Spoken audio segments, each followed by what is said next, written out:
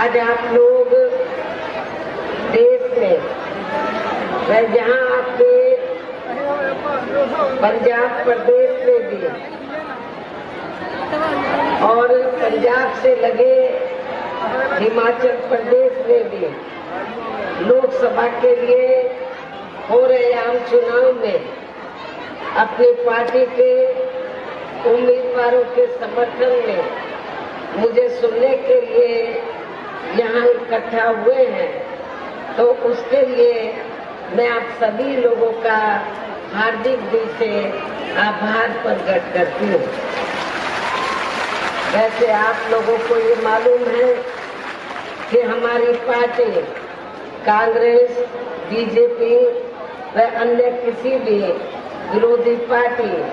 तथा गठबंधन आदि के साथ मिलकर नहीं, बल्कि अकेले ही अपनी पार्टी के बलबूते पर पूरी तैयारी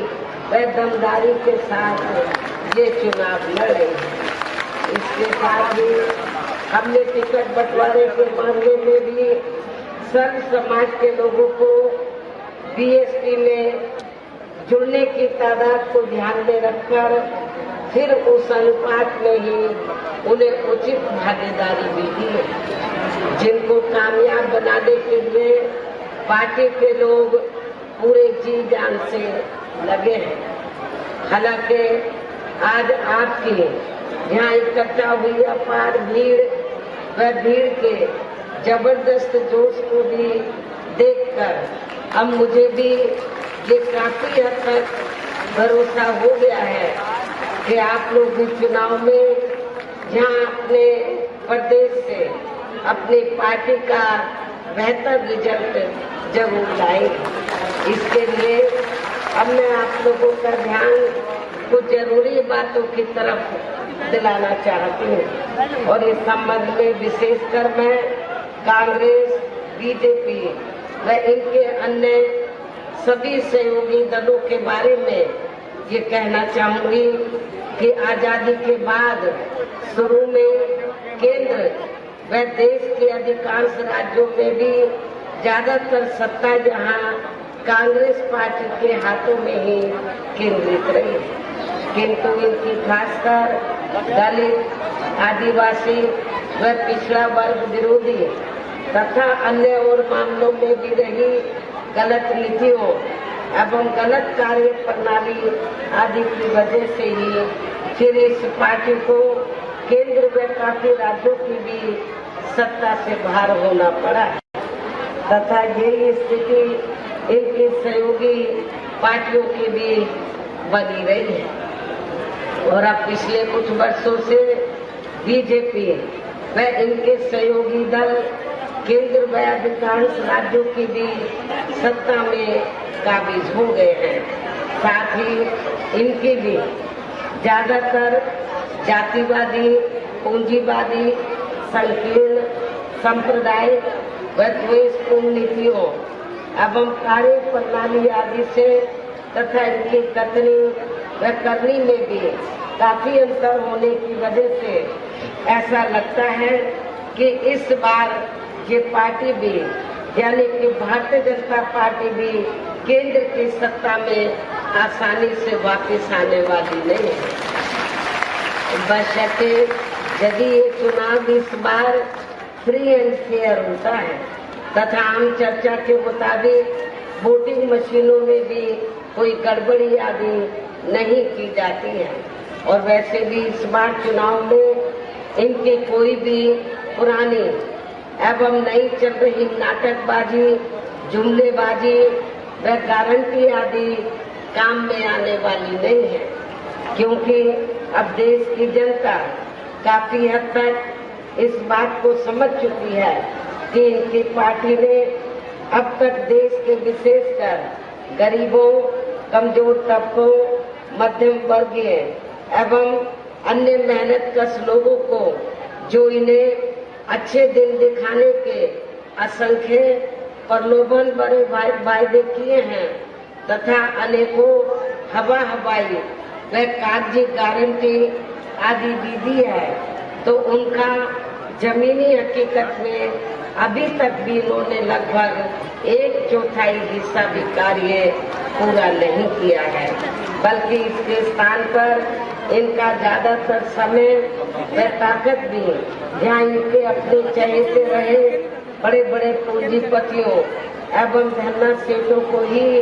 ज्यादा से ज्यादा माला माल व धनवान आदि बनाने में तथा इन्हें हर स्तर पर छूट देने व बचाने में ही लगी रही है, जिनके अधिकांश आर्थिक सहयोग से ही ये पार्टी व अन्य पार्टियां भी